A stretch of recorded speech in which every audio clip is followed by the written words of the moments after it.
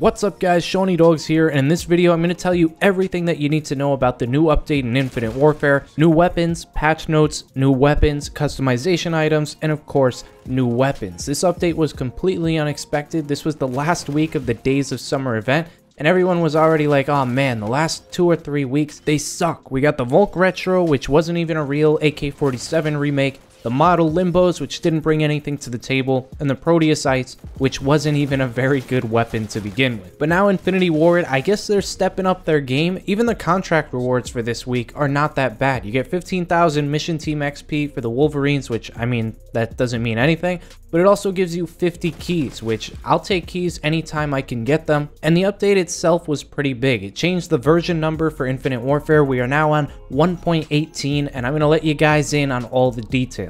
Besides the new weapons, of course, the Stallion 44 pistol and the G-Rail assault rifle, they added loads of new customization items into the game, including new calling cards, emblems, camos, weapon accessories, and gestures. A lot of stuff that is now in the game. There's no more of these summer supply drops. You can get all of these out of commons and rares. And one of the more important things that stood out to me in these patch notes is that you can now gain access to the Model 2187 Limbo and the Proteus Ice in common and rare supply drops. These were restricted to those summer supply drops, but the other 3 weapons from those summer supply drops, the Nuke variant for the ERAD, the Nuke variant for the Raw, as well as the Volk Retro, nothing was mentioned about those. So I'm sure that those are still exclusive and you could only have obtained them during those specific weeks in the Days of Summer event, but there will probably be a future update where they come to the regular common and rare supply drops. Besides that, the only things that are really even worth mentioning is that they're removing Epic Gun Game until July 28th, and they've now re-added Neon and Retaliation into the Ground War playlist. Besides that,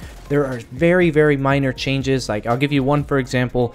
Fix for a bug that would cause screen resolutions on PC not to refresh when resizing the game window. So really insignificant stuff besides the new weapons, these new customization items, and now you can get 2 of these summer supply drop only weapons in regular commons and rares. Now that that's out of the way, I want to take some time and focus in on these new weapons. Specifically, this G-Rail assault rifle. It's really like the only gun that they added.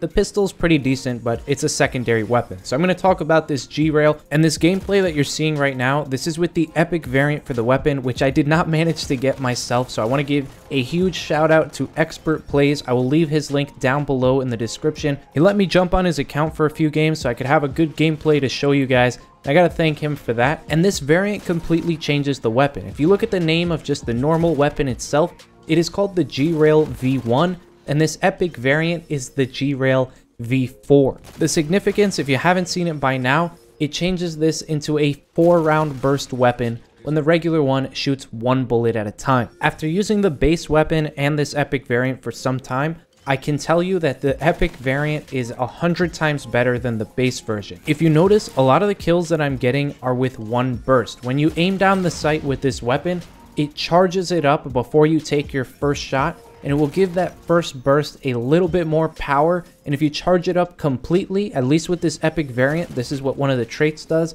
it makes your enemies explode, and it does local area damage, meaning it has a blast radius similar to a grenade. And what you saw in the intro was exactly that. I shot at one guy, he blew up and killed his teammate standing right next to him. So if this gameplay looks a little bit strange, I'm aiming down the sight a lot more than I normally would to try and charge this thing up so you guys can see the real damage it can do.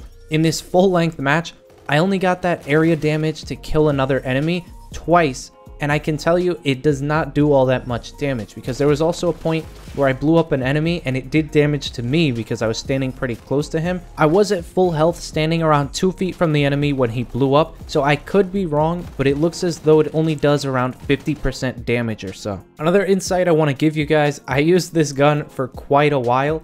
I got over the honeymoon phase very quickly. What I mean by that is whenever new weapons come out, people are always excited, even if they're complete trash. For at least like 3 days, you're in love with the weapon because it's new. I got over that in a matter of like half a match. The weapon is not all that great. I'll be completely honest with you guys. The rechamber, the time it takes in between bursts, it is an extremely long time. Like if you don't kill someone with that first burst, you have a very good chance of dying before you'll be able to fire another. Although I did do very well in this gameplay, I think I went 42-6, there are a lot of others that I'm not showing you where I didn't even go on a 2KD. Against good competition, this is not the weapon that you'll want to be using unless you are extremely far. It does excel at very long distances because it has almost no recoil, but that is offset by its very slow time to kill if you don't hit all 4 bullets of your burst. In my opinion, if I were to rank this weapon with all the other guns in terms of how good they are, this would not even fall in my top 10. If you're trying to get this in supply drops, don't go out and like waste COD points for this. It is nothing compared to like the VPR or the X Eon.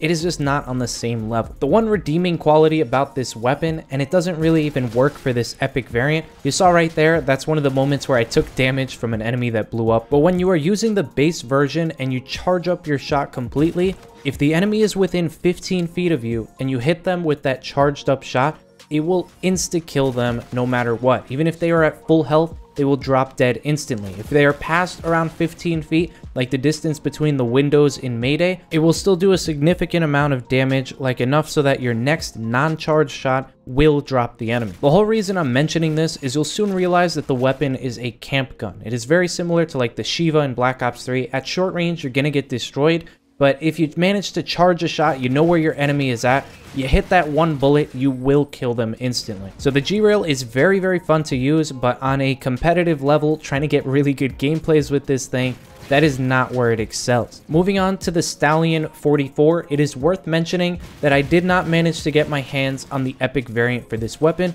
but I will tell you right now, I have seen gameplay of it. The only thing that it allows you to do that the regular base version cannot is that you can kind of use it like a sniper rifle. That epic variant, the traits that it has, it gives you a scope for the pistol and it increases the headshot damage multiplier, meaning if you headshot someone with the pistol, they will die. 1 bullet every time. That other weapon trait for the epic variant, it allows you to reload faster when your mag is low. So very similar to the G-Rail, the epic variant for this pistol makes it just an overall better gun. Now this pistol, probably the most fun weapon to use in the game. I don't know what it is about it. It's like when you have the Model 2187s in your hand, it just feels really good to shoot. You feel the power in the gun.